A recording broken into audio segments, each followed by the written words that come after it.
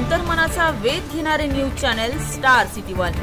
राज्यातील आणि देशातील राजकीय घडामोडी पाहण्यासाठी आणि इतरही बातम्या पाहण्यासाठी सबस्क्राइब करा स्टार सिटी वन।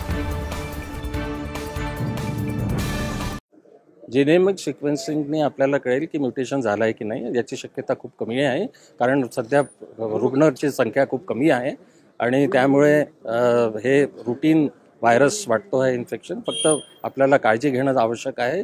चायनामध्ये जसं केसेस वाढले आहेत त्याच्यामुळे आपल्याला इथे ते वाढू द्यायचे नाही आहेत, त्यामुळे आपल्याला ती काळजी घेणं आवश्यक आहे। तर कधीपर्यंत रिपोर्ट येईल? सॅम्पल रिपोर्ट अजून 3-4 दिवस लागतील। ज्या पद्धतीने म्युटेशन्स होत असतात या व्हायरसमध्ये कशा पद्धतीने म्युटेशन तपासलं जाणार आहे आणि नागपुरात काय तपासणी होणार आहे ना पुण्यात? हे जे आहे व्हायरस RNA व्हायरस आहे, त्याच्यामुळे म्युटेशन्स होतात या व्हायरसमध्ये। आणि त्याच्यामध्ये कसं आहे की जसं कोविड पण RNA व्हायरस होता, त्याच्यामध्ये म्युटेशन्स होतात।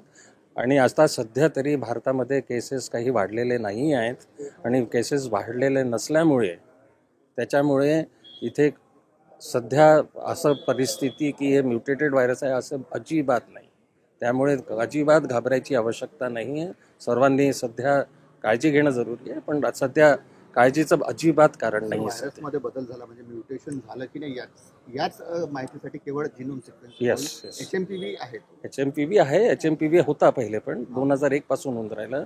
जे आपले सर्दी खोकला आणि जे रेस्पिरेटरी इन्फेक्शन जे होतात ते HMPV व्हायरसमुळेच होतात। बरेचसे केसेस HMPV तर त्याच्यामध्ये माइल्ड केसेसच असतात।